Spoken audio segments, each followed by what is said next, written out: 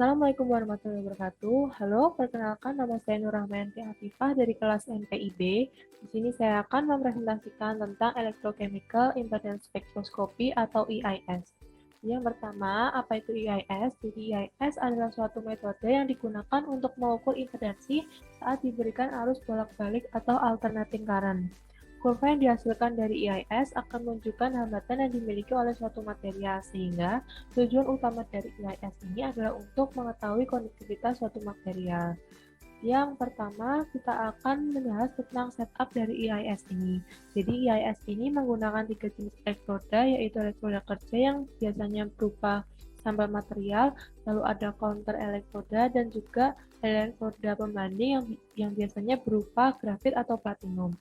Lalu, elektroda ini akan dialiri tegangan yang berasal dari elektroda kerja ke elektroda bantu melalui larutan elektrolit.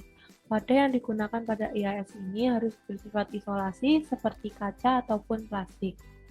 Jadi pada EIS ini, sel elektrokimia akan dihubungkan secara elektrik dengan spektrofotometer elektrokimia. Jadi sistem EIS ini akan dioperasikan oleh suatu program komputer yang didesain khusus untuk testing EIS.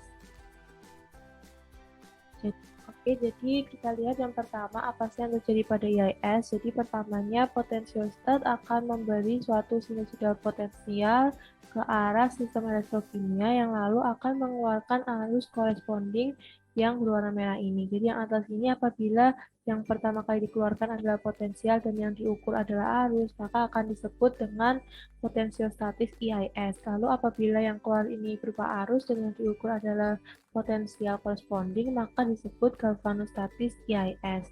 Jadi kita bisa lihat di sini, potensial itu yang digunakan bergantung pada waktu, fungsi waktu di sini. Lalu di sini ada amplitudo atau seberapa besar potensial yang dikeluarkan, dan juga ada untuk arus yang corresponding ini dia tidak sama persis, bisa jadi bergeser sedikit karena adanya tapi di sini atau yang merupakan fase yang berupa jarak pergeseran arus.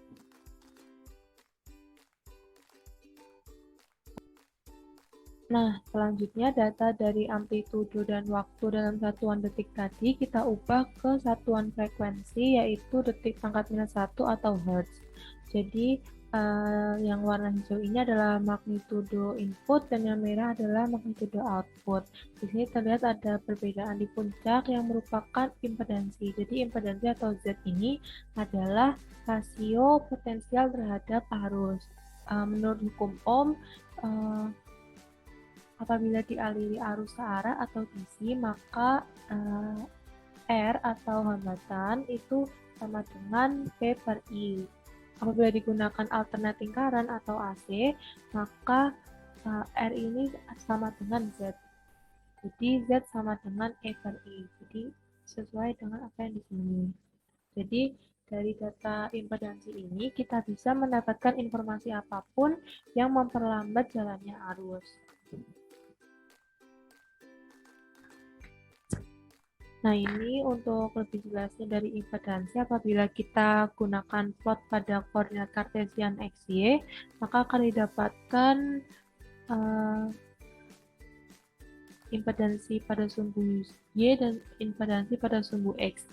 Impedansi pada sumbu X atau ZX ini adalah real impedance dan yang ZX ini adalah imaginary impedance.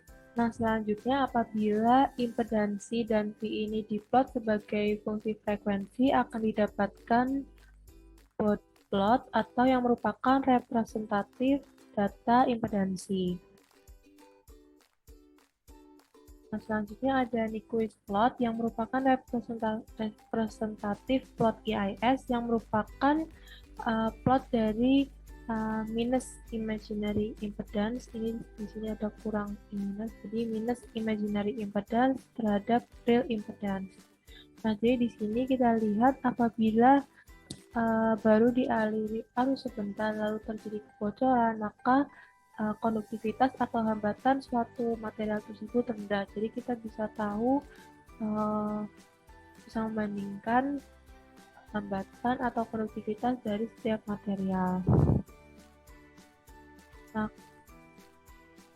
Nah, karena kegunaan dari IAS tadi, maka EIS dapat diaplikasikan untuk beberapa hal, misalnya untuk korosi, elektroliposisi, battery development, fuel cell development, sensor development, dan juga physical electrochemical. Nah, berikut adalah referensi yang saya gunakan. Dan sekian informasi dari saya, kurang dan lebihnya mohon maaf. Wassalamualaikum warahmatullahi wabarakatuh.